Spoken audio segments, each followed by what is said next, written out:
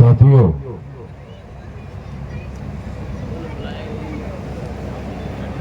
आज भारत मुक्ति मोर्चा के द्वारा क्षत्रिय मूल निवासी महासंघ के द्वारा संयुक्त रूप से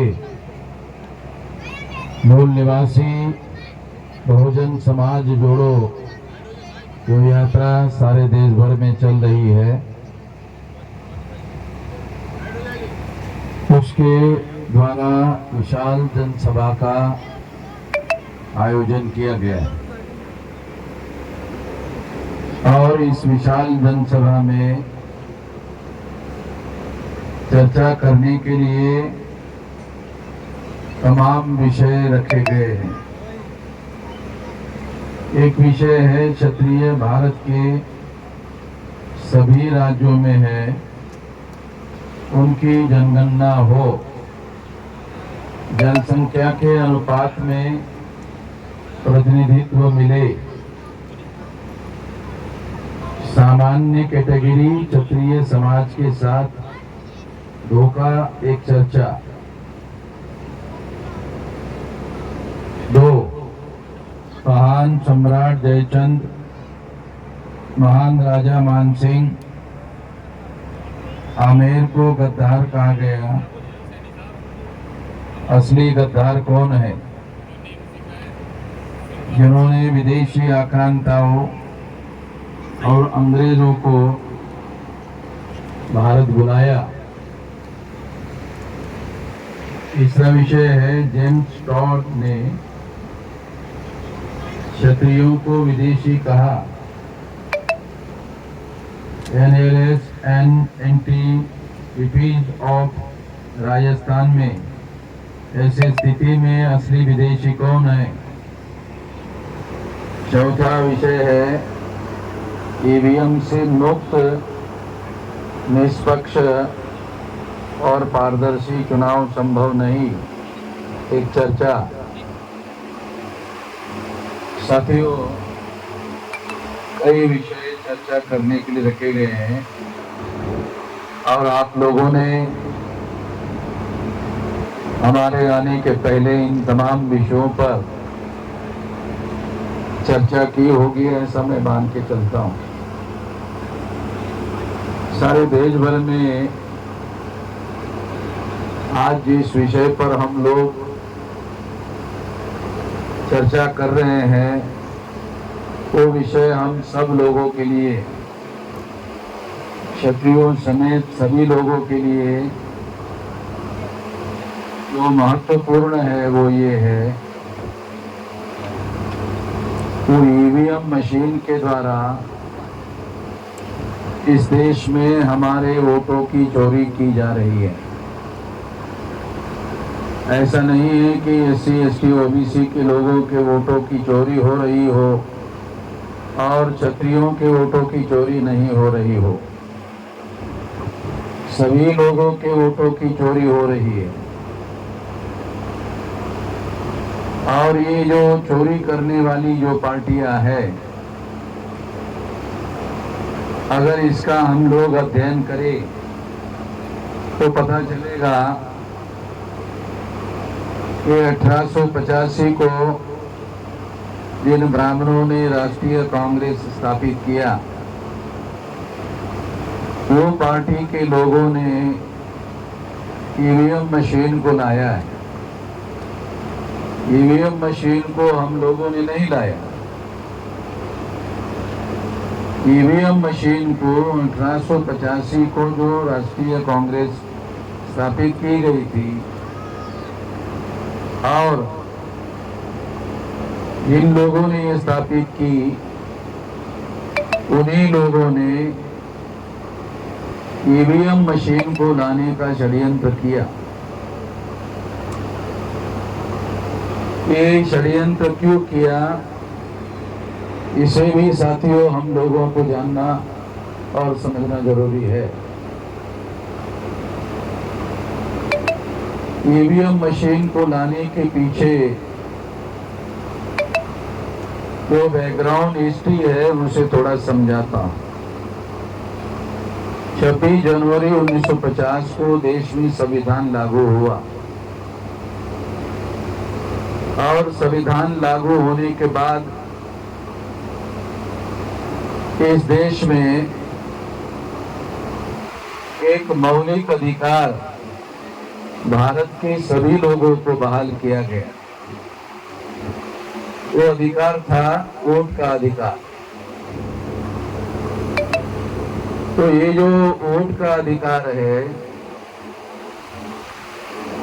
ये लोकतंत्र में सारे दुनिया में सबसे ज्यादा महत्वपूर्ण अधिकार है। वोट के अधिकार के द्वारा ही देश में लोकतंत्र स्थापित किया गया है। लोगों को, साधारण से साधारण आदमी को, अमीर से अमीर आदमी को, और जो लोग भूतपूर्व राजा हुआ करते थे और उन राजा की जो प्रजा हुआ करती थी, उस राजा को भी one vote, one man one vote लागू किया गया। और जो साधारण लोग थे, गरीब लोग थे, जिनके पास किसी प्रकार की कोई संपत्ति नहीं थी, किसी प्रकार के साधन नहीं थे, उन लोगों को भी समान रूप से वोट का अधिकार बहाल किया गया। ये सुनकर आप लोग हैरान हो जाओगे कि इंग्लैंड में, जहां से हमारे लोगों ने आजादी हासिल करके इस लोकतंत्र को लाया, उस इंग्लैंड में पढ़े लिखे लोगों को वोट का अधिकार था।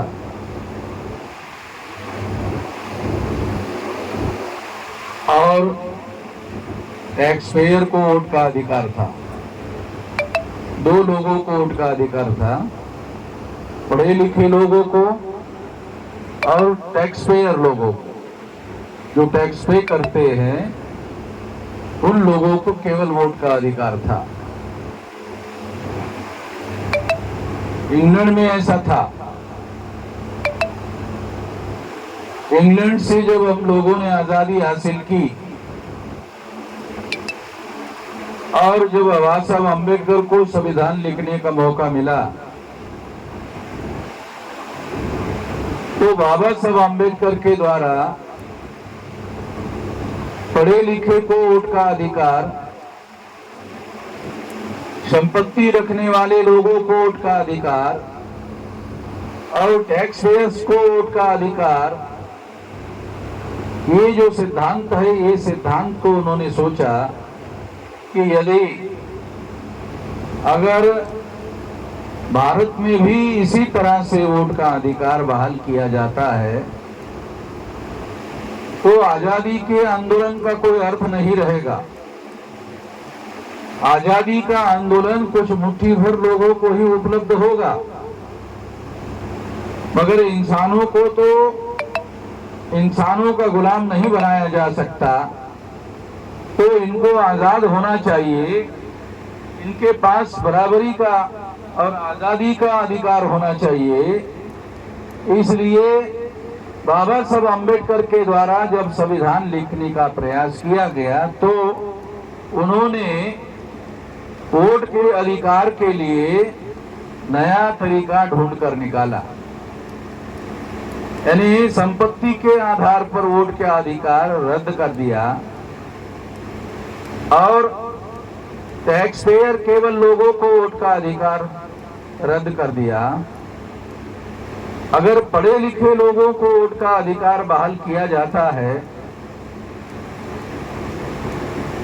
अगर पढ़े लिखे लोगों को वोट का अधिकार बहाल किया जाता है तो SC ST OBC के लोगों को नहीं बल्कि तमाम लोगों को, तमाम वर्ण के जो लोग हैं उन लोगों को भी वोट का अधिकार नहीं मिलेगा।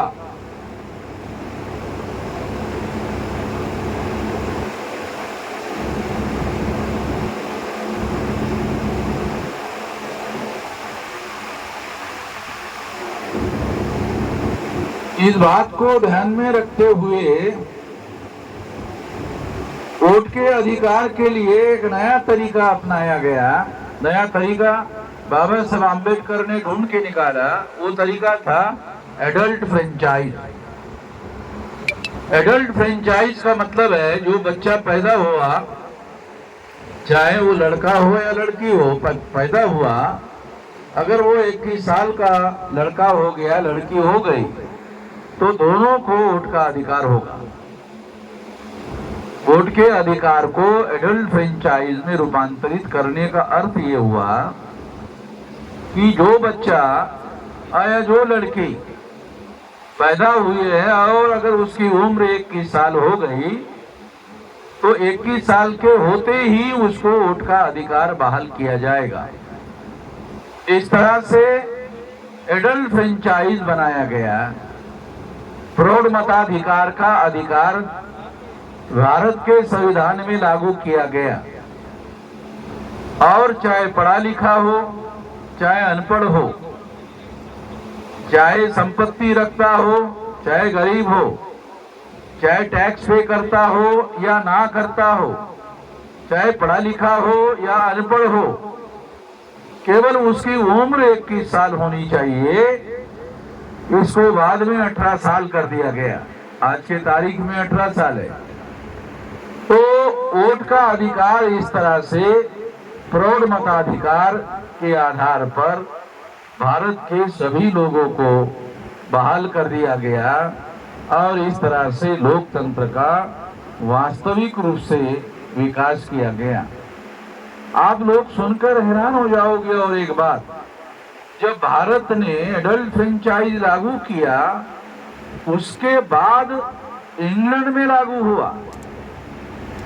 यहां से अंग्रेजों ने एडल्ट फ्रेंचाइज का आइडिया लेकर इंग्लैंड में लागू किया और अमेरिका, यूरोप, सारे दुनिया में भारत में एडल्ट फ्रेंचाइज लागू होने के बाद सारे दुनिया में एडल्ट फ्रेंचाइज लागू कर दिया गया। भारत से प्रेरणा लेकर सारे दुनिया में एडल्ट फ्रेंचाइज लागू किया गया। साथियों, ये हम लोगों के लिए और भारत के लिए निश्चित रूप से गर्व और गौरव की बात है कि हम लोगों ने सारे दुनिया में लोकतंत्र को फैलाने का काम किया। दूसरी एक महत्वपूर्ण बात मैं आप लोगों को बताना चाहता हूं। प्राचीन भारत का अगर आप अध्ययन करो तो आपको पता चलेगा प्राचीन भारत में भी लोकतंत्र हुआ करता था और लोकतंत्र के माध्यम से ही शासन संस्थाओं का निर्माण हुआ करता था।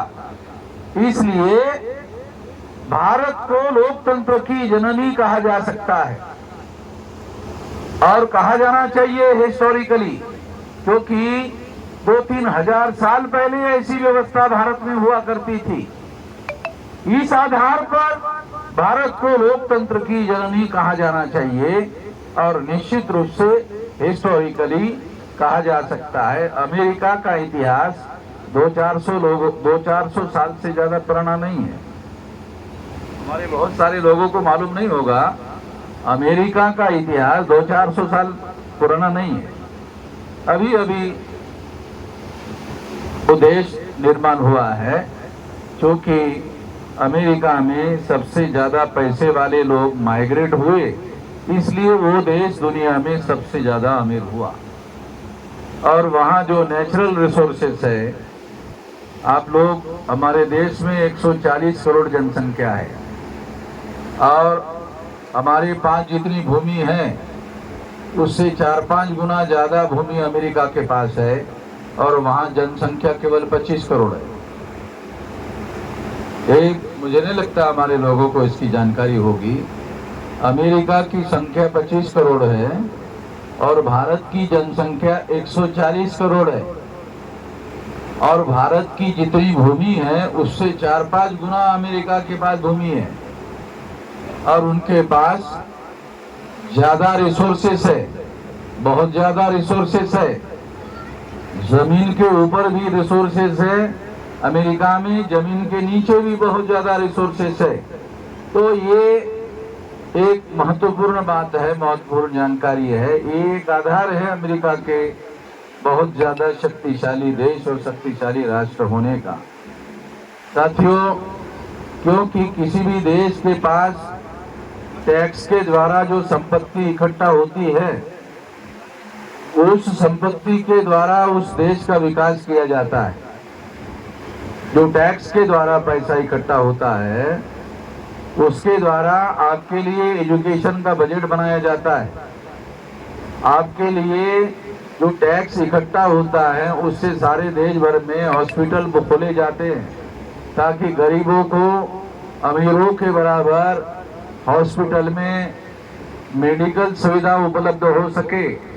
तो ये जो टैक्स सिस्टम है, ये टैक्स सिस्टम के आधार पर देश का विकास जो है बड़े पैमाने पर किया जाता है।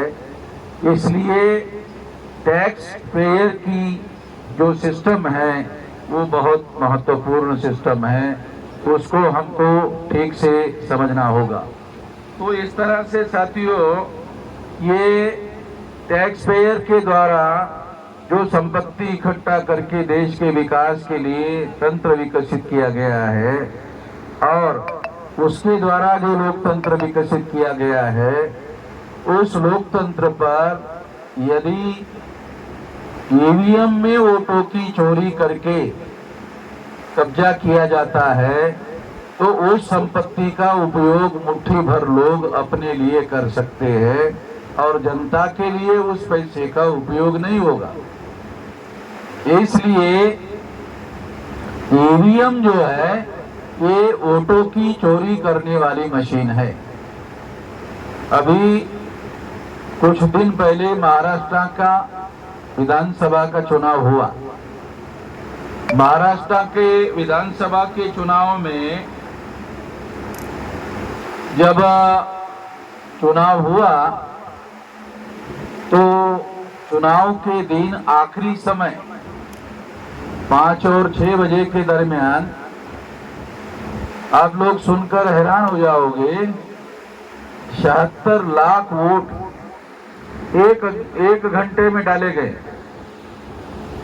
और अगर उसका मिनट दर मिनट डालने का हिसाब किया जाए, तो 1 घंटे में 76 लाख वोट नहीं डाले जा सकते, मगर डलवाए गए। और ये सवाल उठाया गया लोगों ने कि चुनाव आयोग इस बात को बताए कि ये 76 लाख वोट आए कहां से। लोग इसके सवाल पूछ रहे हैं कि 76 लाख वोट आए कहां से, तो चुनाव आयोग ने इसका अभी तक कोई जवाब नहीं दिया। अगर चुनाव आयोग ने इसका कोई जवाब नहीं दिया, तो इसका मतलब है कि ये वोट जो है चोरी करके लाए गए। और परिणामतः क्या हुआ, बीजेपी के द्वारा जो वहां चुनाव जीता गया, तो वहां पर 288 विधानसभा में से 232 सीटें गठबंधन के साथ बीजेपी ने जीती। इस सारा हेरा फेरी करके ऐसा महाराष्ट्र के विधानसभा में हुआ। और वो चर्चा आज भी महाराष्ट्र में चल रही है, और चुनाव आयोग के द्वारा इसका कोई जवाब आज तक नहीं दिया गया। साथियों, इसी तरह का काम हरियाणा में किया गया, इसी तरह का काम और राज्यों में भी किया गया।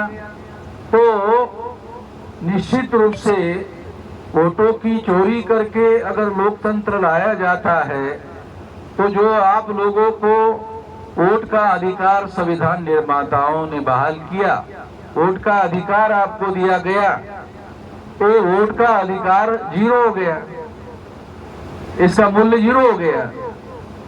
अगर आपकी वोट की चोरी करके कोई सरकार बनाने का काम करे, तो फिर तो जो सरकार बनाने वाले लोग हैं वो ये सोचेंगे कि हम लोग तो वोटों की चोरी करके सरकार बनाए हुए हैं, हमें लोगों के वोटों की जरूरत नहीं है। जब वोटों की लोगों की नेताओं को प्रतिनिधियों को, एमएलए एमपी के लोगों को वोट की जरूरत होती है, तब वो आप लोगों के सामने हाथ जोड़ के खड़े हो जाते हैं। नेताओं को जब वोट की जरूरत होती है तब वो आप लोगों के सामने हाथ जोड़ के खड़े हो जाते हैं। मगर नेताओं को अगर ये मालूम हो जाए कि वोट की चोरी करके चुनाव जीता जा सकता है, तो भविष्य में आपके सामने कोई भी नेता हाथ जोड़कर वोटों की मांग करने के लिए खड़ा होने वाला नहीं है, क्योंकि उसको लगेगा कि हम तो वोट की चोरी करके चुनाव जीत रहे हैं, तो हाथ जोड़ के खड़े होने की जरूरत क्या है। तो लोकतंत्र में जो राजा है वो प्रजा होती है। लोकतंत्र में सरकार बनाने का अधिकार प्रजाजनों का होता है, प्रजा का होता है। तो वोटों की चोरी करने से, वोट का चोरी होने से जो जनता, प्रजा जो राजा को चुनने का अधिकार रखती है, और इस आधार पर प्रजा ही वास्तविक राजा है, और 5 साल से ज्यादा किसी को सरकार बनाने का अधिकार, चलाने का अधिकार नहीं दिया जाता, और जनता फिर 5 साल के बाद नई सरकार चुनने की अधिकारी होती है। ताकि जो सरकार अगर जनता के हितों के विरोध में काम नहीं करती है, तो फिर उसको बदलने का अधिकार जनता के पास होना चाहिए, और ये वोट के आधार पर है। तो इसलिए साथियों, वोट का अधिकार बहुत महत्वपूर्ण अधिकार है। 1848 से लेकर 1956 तक फुले शाहू अंबेडकर, उन्होंने आधुनिक भारत में 1848 को ये अपना आंदोलन शुरू किया, और 1848 से लेकर 1956 तक अगर आप गिनती करो तो आपको पता चलेगा, गिनती में ये 108 साल होते हैं। 1848 से लेकर 1956 तक ये आंकड़े होते हैं 108 साल। तो एक वोट का अधिकार हासिल करने के लिए 108 साल का संघर्ष करना पड़ा। आप लोग इसका महत्व समझे, इसके लिए बता रहा हूं। 108 साल का संघर्ष करने के बाद, आंदोलन करने के बाद वोट का अधिकार मिला। वोट का अधिकार मुफ्त में नहीं मिला। फुले शाहू अंबेडकर के द्वारा जो आंदोलन चलाया गया, और उस आंदोलन को देश भर में फैलाया गया, और इसी वजह से बाबा साहब अंबेडकर को संविधान लिखने की जिम्मेदारी दी गई। जो लोग आजादी का आंदोलन चला रहे थे, उनको तो केवल अंग्रेजों के गुलामी से आजादी हासिल करनी थी, मगर आजादी हासिल करने के बाद देश को कैसे चलाया जाए, इसके बारे में उनका दिमाग साफ नहीं था, स्पष्ट नहीं था। ये दिमाग बाबा साहब अंबेडकर के पास था। बाबा साहब अंबेडकर सोचते थे कि लोकतंत्र में किस तरह से राज्य को स्थापित किया जा सकता है, उसकी सारी योजनाएं बाबा साहब अंबेडकर के पास थी, और इस वजह से बाबा साहब अंबेडकर को संविधान लिखने की जिम्मेदारी दी गई थी। और उन्होंने देश के साधारण से साधारण आदमी को इतना शक्तिशाली बनाया, केवल वोट के अधिकार के आधार पर बनाया। क्योंकि वोट के अधिकार के आधार पर ही चुनाव होते हैं। चुनाव में वोट के अधिकार का ही उपयोग होता है, और वोट के अधिकार के आधार पर ही एमएलए और एमपी चुनकर जाते हैं, और जिस पार्टी को एमएलए का बहुमत मिलता है उसको मुख्यमंत्री वो बना सकते हैं। जिनका मेंबर पार्लियामेंट ज्यादा संख्या में चुनकर आता है उनका प्रधानमंत्री चुना जा सकता है। ये सिस्टम बनाया गया। ये लोकतंत्र के आधार पर और वोट के आधार पर ये तंत्र बनाया गया, ये तंत्र विकसित किया गया। और इस तरह से साथियों, इस देश में एससी एसटी ओबीसी के लोगों को, जिनको भारत की समाज व्यवस्था में अधिकार वंचित किया गया था, उनको अधिकार बहाल हुए। और वो लोग अधिकार संपन्न हुए जिनकी संख्या आज SC ST OBC की जनसंख्या और वोट संख्या कितनी है 74.5%। माइनॉरिटी को मिला दो ये जनसंख्या 85% होती है या उससे ज्यादा होती है। तो इसके आधार पर आइदर और इन्हीं लोगों की सरकार होनी चाहिए, मगर कांग्रेस ने धोखाधड़ी करने का काम किया और सत्ता के आधार पर, काले धन के आधार पर ये लोग वोटों की चोरी करवाकर अपनी सरकार बना रहे हैं। और इसी सिस्टम का सहारा लेकर भारतीय जनता पार्टी मजबूत की गई। कांग्रेस के जाने के बाद भारतीय जनता पार्टी की सरकार आई और अब तीसरी बार उनकी सरकार चल रही है। इसका मतलब ये है कि कांग्रेस जाती है तो बीजेपी आती है, बीजेपी जाती है तो कांग्रेस आती है, राजाराम जाता है तो सीताराम आता है, सीताराम जाता है तो राजाराम आता है। और हमारे लोगों के पास जो वोट का अधिकार है वो केवल ठप्पा मारने के अधिकारी है, वो केवल जाके वोट ठप्पा मारते। तो हमारे लोगों को ये पता नहीं चल रहा है, अरे जिनके पास ज्यादा संख्या में वोट है वो देश के शासनकर्ता बन सकते हैं, ऐसा हमारे लोगों को लगता है कि नहीं नहीं ऐसा नहीं हो सकता। ऐसा हमारे लोगों को क्यों लगता है कि शासन करने का अधिकार हम लोगों ने कभी किया ही नहीं। जब हम लोगों ने कभी किया ही नहीं तो जिन लोगों ने किया उनको अधिकार है।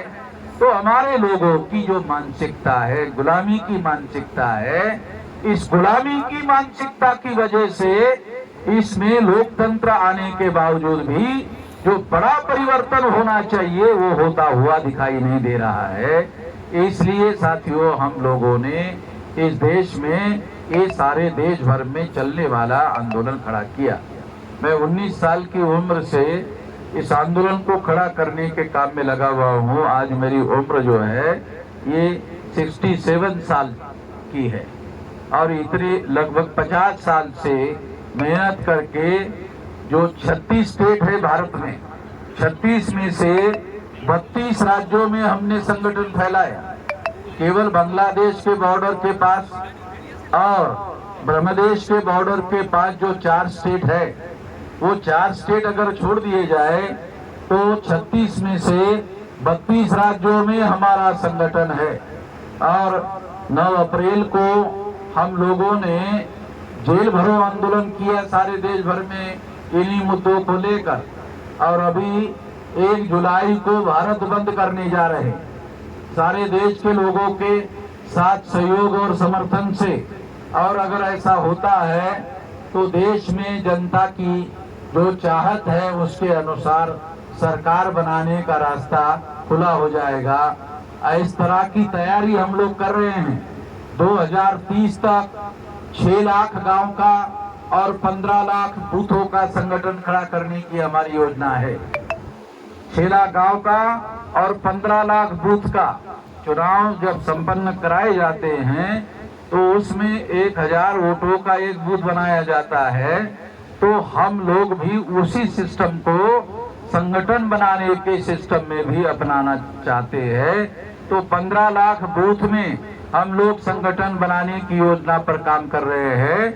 और जब 15 लाख बूथों का विशाल संगठन खड़ा हो जाएगा तो उनको लेकर SC ST OBC माइनॉरिटी और अभी क्षत्रिय समाज के लोग भी इस आंदोलन में साथ सहयोग और समर्थन में जुड़ रहे हैं। उनको साथ में लेकर इस देश में बड़ा आंदोलन खड़ा किया जाएगा। इस आंदोलन को खड़ा करने के लिए आप साथ सहयोग और समर्थन करेंगे तो ये विशाल आंदोलन जल्दी से जल्दी खड़ा होगा।